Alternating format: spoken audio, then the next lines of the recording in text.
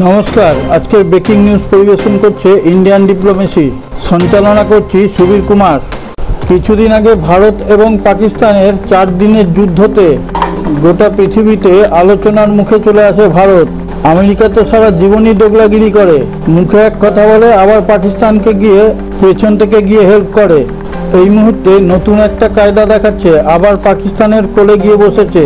কিন্তু যত চেষ্টাই করুক, এটা 25 সালের ভারত, একে টলানো অত সহজ নয়। ভারত নিজের দেশের হিতের জন্য যা করার সবটাই করবে, কারোর চাপের কাছে মাথা নত করবে না।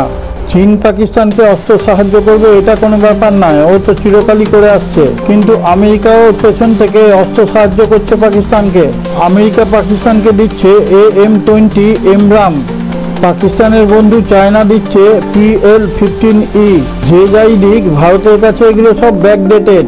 এই বিদেশি মিসাইলগুলোর জন্য ভারতের সামান্যতম চিন্তাও হয়নি। নিজেদের অস্ত্রাগারে যেসব মিসাইল ঢুকিয়ে রেখেছে, তার কাছে এরা ধোপে টিকবে না। আমাদের দেশীয় মিসাইলেরা পাকিস্তানের নকশাই পাল্টে দিতে পারে। আসুন এবারে আসল ইন্টারেস্টিং পার্টে ঢুকি। তবে তার আগে একটা কথা জানাই, আপনারা পুরো ভিডিওটা কিন্তু দেখবেন, মিস করবেন না, তাহলে ভালোই লাগবে আপনাদের, এটুকু বলতে পারি। আমাদের মিসাইলেরা পাকিস্তানকে শ্মশানে পরিণত করতে পারে। ভারতের আত্মনির্ভরতা ও উদম্য ইচ্ছাশক্তি ভারতকে চর্চা করে এগিয়ে নিয়ে যেতে সাহায্য করে। ভিখারি পাকিস্তান তো শুধু জঙ্গিদের নিয়েই ব্যস্ত, ওরা কি দেশের জন্য কোনো কাজ করে? আমাদের মিসাইলগুলোর নাম শুনলে ওরা থরথর করে কেঁপে উঠবে। অপারেশন সিঁদুরে তো শুধু ব্রহ্মসকে দেখিয়েছে, কিন্তু সেই ব্রহ্মসের আসল কার্যকারিতা অনেকেই জানেন না। যে 5টা মিসাইলের কথা আপনাদের বলবো, তার প্রথমেই রয়েছে ব্রহ্মস। ব্রহ্মস একমাত্র মিসাইল যে জল, স্থল এবং আকাশ তিনটেতেই সমানভাবে চলতে পারে। ভারতের এই মিসাইলের সমস্ত পার্টস ভারতের তৈরি। এর প্রথমে রেঞ্জ ছিল 290 কিলোমিটার, পরবর্তী ব্রহ্মসে সেটা 450 কিলোমিটার করা হয়েছে। আমাদের দেশের ফাইটাররা নিজেদের দেশে থেকে, আমাদের দেশের ফাইটার জেট নিজের সীমানায় থেকেই শত্রু দেশের 400 কিলোমিটার ভিতরে ঢুকে ফাইটার জেটকে ধ্বংস করে ফেলতে পারে। আমাদের দেশ আগে MTR এর সদস্য ছিল না, 2016 সালে MTR এর সদস্য হয়। আমরা এবার 2 নম্বর মিসাইলের বিবরণ আপনাদের সামনে তুলে ধরছি। এর নাম অস্ত্র।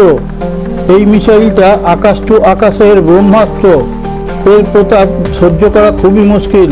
এই মিসাইলটি 200 কিলোমিটার দূরেও যে কোনো ফাইটার জেটকে ধ্বংস করে দেওয়ার ক্ষমতা রাখে। আমাদের ফাইটার জেট থেকে একটা সুইচ টিপলেই অপরপক্ষে যে ফাইটার জেট আছে তার ধ্বংস অবশ্যম্ভাবী, তার বাঁচার আশা কোনো অবস্থাতেই নেই। এই অস্ত্র মিসাইল যে স্পিডে যায় তাতে কোনো রাডারের ধরার ক্ষমতা নেই।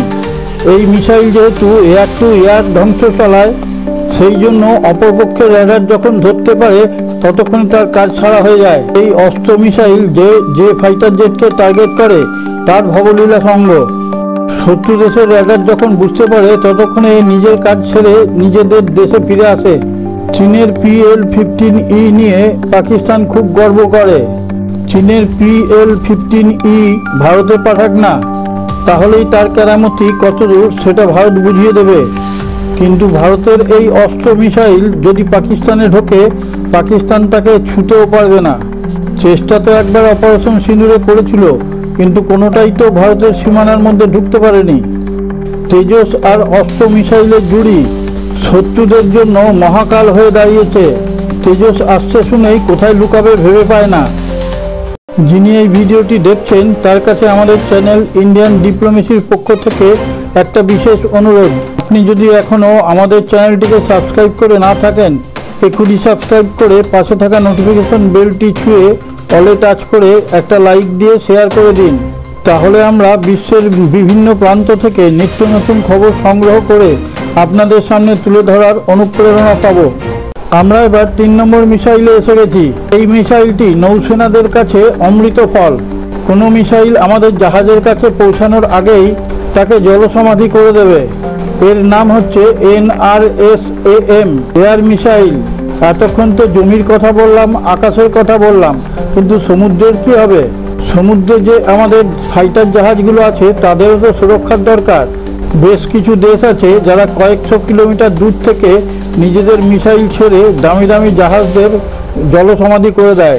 যার জন্য জলে ফাইটার জেটদেরও সুরক্ষার ব্যবস্থা তো করতে হবে। যত দূর থেকেই কোনো মিসাইল আসুক না কেন, আমাদের যুদ্ধ জলজাহাজের রাডারের রেঞ্জের মধ্যে এসে গেলেই MRSAM এয়ার মিসাইল তৎক্ষণাৎ তার দিকে ছুটে যাবে। এত কুইক এই মিসাইল অ্যাটাকে যাবে, সে বোঝার আগেই তাকে ধ্বংস করে দেবে। এই মিসাইল একটা পাকিস্তানের কাছে এবং রাশিয়া, আমেরিকা এবং চীনের কাছেও আছে।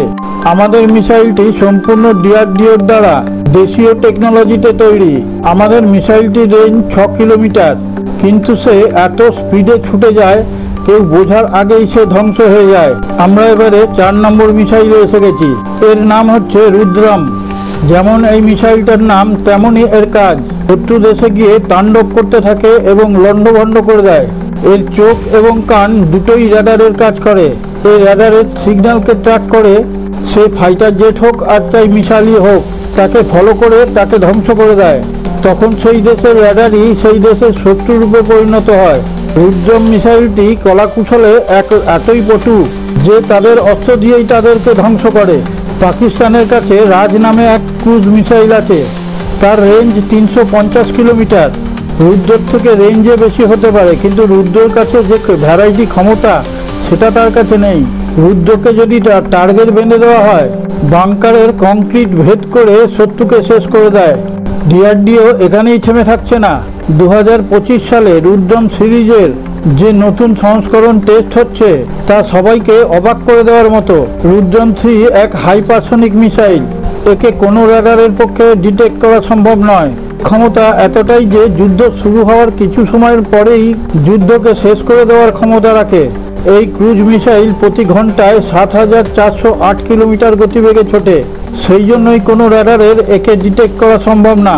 এবার আমরা পঞ্চম এবং শেষ মিসাইলের কাছে পৌঁছে গেছি। পাকিস্তানের কাছেও মোবাইল মিসাইল আছে, এর রেঞ্জ 4 কিলোমিটার, কিন্তু আমাদের মোবাইল মিসাইলের ধারে কাছেও সে আসতে পারবে না। আমাদের mobile missile border security force কাঁধে নিয়ে ঘুরে বেড়ায়। এই মিসাইল বর্ডারের অতন্দ্র প্রহরী, বর্ডার দিয়ে কোনো মাছিকেও গলতে দেয় না।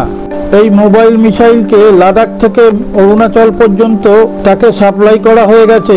বিশ্বরের শুধু মিসাইলই নয়, বর্ডারে থাকা আমাদের সৈন্যদের আত্মনির্ভর করে তুলেছে।